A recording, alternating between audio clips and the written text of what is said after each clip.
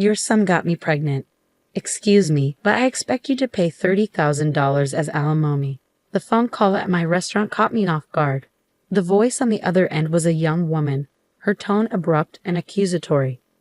She launched into a one-sided conversation, never even offering her name. Assuming it was just a prank call, I underestimated the gravity of the situation and didn't foresee the complications it would lead to. My name is Melissa Brown, and I own a successful restaurant in New York City and has gained national attention from TV shows and magazines. As a result, our lunch and dinner reservations are consistently full. The downside of our fame is an uptick in nuisance calls and aggressive pitches, which is why I initially dismissed this call as another joke. However, when she mentioned being pregnant, I was taken aback. I couldn't comprehend how my son might be involved in such a situation. Despite my disbelief, I decided to hear her out for a moment out of curiosity. I had an abortion. What are you going to do about the emotional and physical toll on me? Are you going to pay for the surgery too? First, could you tell me who I'm speaking to? I asked, trying to maintain professionalism even with prank callers. In the service industry, handling such calls tactfully is essential to avoid false narratives being spread. I'm a customer at your restaurant, she stated, her tone accusatory. Is this your response after your son hurt me? Your family lacks compassion and decency. I struggled to believe my son would do something like that. The kitchen staff glanced over, sensing the unusual call. I gave them a reassuring smile and wave, indicating everything was fine. Your son assaulted me on a dark street. Are you denying it was him? She demanded. I'm certain it was your son. He lives with you, right? I've been terrified ever since, scared to go out alone. What are you going to do about it? She began recounting the alleged incident. I think you may have mistaken my son for someone else. But this sounds serious. Can we meet in person to discuss it? Often, suggesting a meeting can deter prank callers. I wanted to end the conversation quickly. Meeting the criminal's parent? How dare you suggest such a thing to a victim? She exclaimed. I just want to verify your story in person. I tried to reason. Are you implying I'm lying? She challenged. That's not my intention, I replied, trying to keep my cool. I almost blurted out, you're lying, aren't you? But I bit back my words. Instead, she launched into a tirade, questioning my integrity and suitability as a business owner. Why don't we meet and discuss this in person? I suggested repeatedly, but she adamantly refused each time. So what exactly do you want me to do? I asked, trying to navigate through her demands. Pay me $30,000 in alimony, she insisted, despite my attempts to explain it was a case of mistaken identity and that such a sum was beyond my means. You can afford it. Your business is thriving, she countered. Even though my restaurant was doing well, $30,000 was a substantial amount, and I had no intention of paying. Are you sure you want to involve the police? I questioned, hoping to deter her. I don't mind, she replied without hesitation, leaving me momentarily stunned. If my son did something like this, I would hold him accountable, I asserted. But I truly believe he's innocent. You seem awfully confident in his innocence, she remarked. Maybe you should reconsider.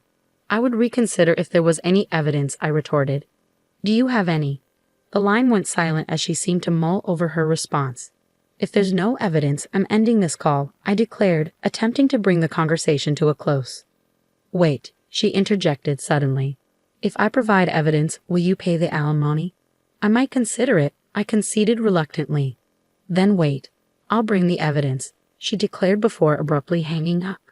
As I assured my concerned employee, Mr. Murphy, that everything was fine, I couldn't shake the uneasy feeling that she might cause a scene at the restaurant.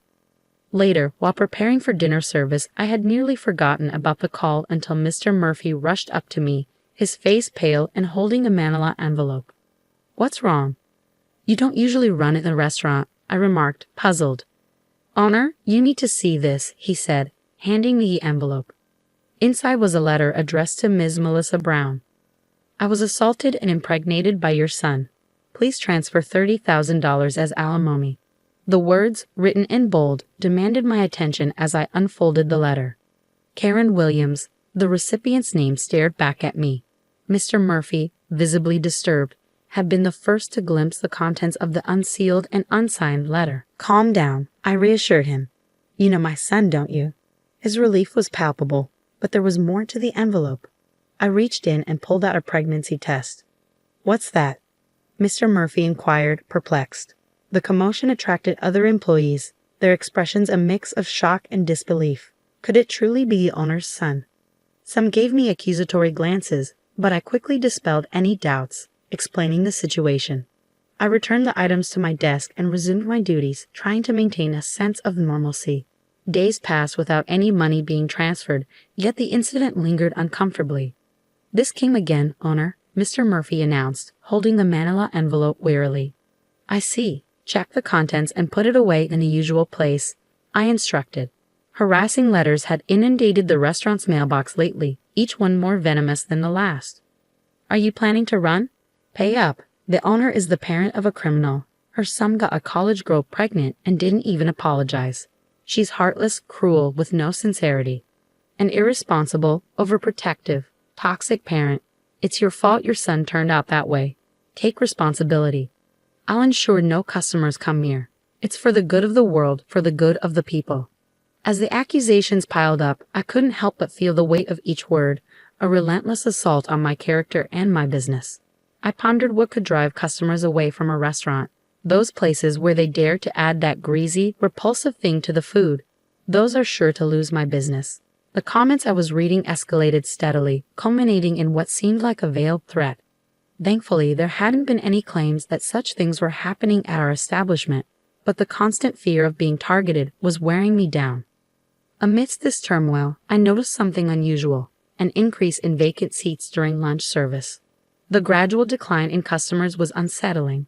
"Owner," Mr. Murphy's voice broke through my thoughts as he approached with his laptop in hand. "Look at this review site." I glanced at the screen, my heart sinking as I read the latest reviews filled with scathing remarks. Bad customer service. They ignore feedback, especially the owner, who's let fame go to her head after media appearances. The quality of the food is deteriorating. Even the soup tasted bland compared to my last visit, and I witnessed an employee dropping a piece of meat only to pick it up and cook it every single day. My anger surged, and I realized I was trembling.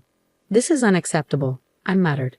"Why should a restaurant, built with such care to delight our customers, suffer from these unfounded accusations?" I struggled to compose myself. "Are the preparations progressing?" I asked, my voice strained. "Yes, they're nearly finished," Mr. Murphy replied, his tone reflecting the gravity of the situation. I couldn't help but smirk, as a week had passed since we first discovered the slanderous comments on the review site. The number of customers had continued to dwindle since then. As I walked out into the dining area, I spotted Mr. Anderson, one of our regulars, seated at the counter next to a young woman. "Mr. Anderson, thank you for your continued support." I greeted him, grateful for his presence during these trying times. He offered me a comforting nod. "It's been tough for you lately, Melissa, but stay strong. This job is your lifeline, and I admire your resilience." I smiled back at him, though his sympathetic tone puzzled me. "You're doing well, considering your son's situation," he continued. "Don't lose hope.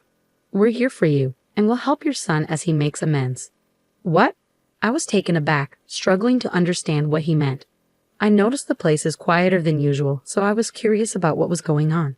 "This young woman here showed me a webpage about the restaurant," he said, gesturing to the young woman sitting beside him. "I truly feel for you, Melissa," she added. "I love coming here, so I've been trying to visit more often to support you during this time." Upon closer inspection, I realized she was a familiar face I'd seen frequently in the restaurant lately. "Excuse me," I said, trying to clarify the situation. "What's written on that page is a misunderstanding." The young woman nodded thoughtfully. Some regulars were asking why the restaurant had been so quiet, so I explained what I'd read to them. I struggled to grasp her words, questioning whether I had heard correctly. "It's not surprising if people don't know the full story," she continued. "Besides, I thought the owner would be happy to know that loyal customers like Mr. Anderson and myself were still supporting the restaurant." However, I couldn't believe my ears when she revealed that she had been spreading unverified rumors to other patrons. My voice rose in anger, losing all sense of decorum. "Wow, that's harsh," the young woman said, feigning surprise. "The internet says the owner is a terrible person, and I thought that couldn't be true. But now, I see you really are the kind of parent who would defend a son accused of assaulting women. You should apologize if you believe you've done something wrong." She recoiled slightly, as if she expected me to strike her, even though I hadn't made any move in her direction. "Miss, that's not an appropriate way to speak," Mr. Anderson interjected, coming to my defense. "Melissa is likely just tired from all that's been going on." His words were meant to shield me, but they missed the point entirely. I was about to explain that the real issue was something else entirely when the young woman's bag slipped off the back of her chair. It must have shifted as she moved around. Despite my simmering anger, my instincts from years in the service industry kicked in, and I reached out to pick up her bag. But then I noticed something. Karen Williams.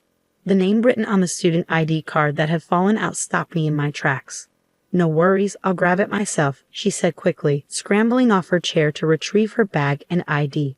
But I got there first. "Hey, give it back," she demanded. It was no mistake. That name matched the one on the letter with the pregnancy test, which didn't even serve as real evidence of anything. "So it was you I've been looking for, Karen Williams," I said, facing her. I must have swapped it with a friend by mistake. I'm not Karen," she protested. But the face on the ID and the one in front of me were unmistakably the same. "Interesting. So you're a student at Central College," I said. "No, I'm telling you, you're mistaken." Beside her, Mr. Anderson appeared perplexed, clearly not understanding what was unfolding. "I'm going to sue you," I declared, catching the attention of the few patrons around us. They all turned to watch the scene. "What did I do?" she exclaimed. "I believe you know exactly what you did," I replied firmly. "Since we're all here, let's let everyone know." I looked around at the bar, filled mostly with regulars, a reminder that few new customers had been coming in. The sight only fueled my anger towards this young woman, who seemed to be the source of our business's disruption. "Let me ask you this. Are you the one who called, claiming my son assaulted you and got you pregnant, then demanding alimony?" I glared at her, demanding an explanation. "Yes, that's me. I'm the one your son assaulted," she admitted without hesitation. Her surprising openness caught me off guard. "What, you want to humiliate me in front of all these people? This could backfire on you. Considering the reputation of your restaurant," she shot back, her arms crossed defiantly. Her brazen attitude only fueled my anger further. "Mr. Murphy, bring everything over," I ordered, instructing him to fetch a laptop from the store's office along with a stack of envelopes and documents about 4 inches thick. "Was it you who sent these harassing letters to the restaurant?" I asked, raising my voice so the other customers could hear. I read aloud from some of the letters. "Pay up or run. This owner is the parent of a criminal. Her son impregnates a college girl and doesn't even apologize. Poor souls eating food from this woman's restaurant. I'm going to make sure customers stop coming to the store. It's for the greater good." The regulars who heard the harsh words covered their mouths in shock. "This is completely threatening," I pointed out. "There's no evidence that I sent this letter. It could be someone else who heard the rumors and decided to send it just for fun," she said, desperately trying to defend herself. I silently opened my laptop and displayed the screen of another review site for her to see. "Some of you here may have seen this defamatory content on this review site," I said, addressing the room. "You posted this too, didn't you?" She questioned me, challenging me for evidence and accusing me of being irrational. "Evidence, evidence, you demand evidence, yet the one you provided is questionable at best," I retorted. I showed Mr. Anderson the first letter I had received, along with the pregnancy test. "This," I said, pointing to the test, "is the supposed evidence she brought. What do you think of this red line? Doesn't it look like just a marker?" Even Mr. Anderson, with his aging eyes, could see the dubiousness of the tests, and the other customers began murmuring in response. The young woman grew defensive and angry, insisting she was the victim. "I was assaulted by your son. He even admitted it. It's disrespectful to doubt me." The patrons whispered among themselves, unsure whom to believe. "Since I'm the victim, it must be absolutely true," she shouted, her voice rising as if to garner sympathy. But her theatrics didn't faze me. "Let me clear this up," I said calmly. "My son is 3 years old. Chet." Upon hearing this, she let out a small, deflated gasp. "What?" she stammered. "My son may be active and strong for his age, But there's no way he could have assaulted you. Absolutely no way. She stammered, trying to regain her composure. No. I know you have an older son. You live together. I even have a photo. I heard you discussing dinner. She pulled out her smartphone and showed me a picture of a young man speaking with me near the store's back door. Isn't that Taylor? She said triumphantly. See, you have 2 sons. She continued, gaining confidence from recognizing the person in the photo. That's not right, I immediately refuted. Then who is this person? She demanded. Is he your lover? Are you having an affair with a younger man, and then he impregnated a college girl? What a scandal. Your business and your marriage are doomed. I let her finish and then calmly revealed the truth. This person is my niece, I said, pointing at the photo. Your niece? She questioned. Yes, and actually, she's a girl. I explained that my niece, who is tomboyish and often mistaken for a boy, even as an adult, is a college student who stays at my place. In exchange for boarding with me, she helps by cooking dinner and picking up my son. If you need evidence, I can bring her here for you to see for yourself, I told the young woman, who stood there in shock and seemed unable to comprehend my words. By the way, I've already gathered all the evidence related to the harassment letters and the review site posts. Evidence? No way, she stammered, looking pale and unsteady. I've already consulted with the police and my attorney. I continued, outlining the preparations I had made with the help of Mr. Murphy, one of my employees. The first piece of evidence was a letter from her, with fingerprints that matched those on the harassment letters. Additionally, all posts on the review site were traced back to her through a disclosure request. With no way out, she sank to the floor, her energy draining from her. Weren't you just saying it was better to apologize quickly if you've done something wrong? I asked. She mumbled something incoherently, her face pale, but I couldn't tell if she was apologizing. I will contact the police about you. I will also inform your parents and your college. Prepare yourself for a lawsuit for emotional distress and damages. No, please don't do that. I'm still a student. Please spare me, she pleaded. Whether you're a student or not, you're over 18 years old and an adult. You must take responsibility for your actions, I replied. In the end, I filed a criminal complaint against Karen Williams for defamation, business obstruction, and damages to the restaurant. It turned out she had been a big spender, buying luxury items on credit. When she couldn't make her payments, she committed these crimes. As a result, she was expelled from her college. The incident even made the news, and Karen became the target of harassment herself after her personal information was exposed. With the help of my lawyer, all slanderous posts on the review site were removed. The uproar unexpectedly turned into a positive outcome, as it cleared up misunderstandings among my regular customers. Now, the number of customers has returned to normal. While the incident initially deterred new customers, almost no regulars stopped coming. Despite all the lies Karen had spread, it was satisfying to know that her claims were not believed. Moving forward, I plan to continue running the restaurant with the trust of my customers in mind.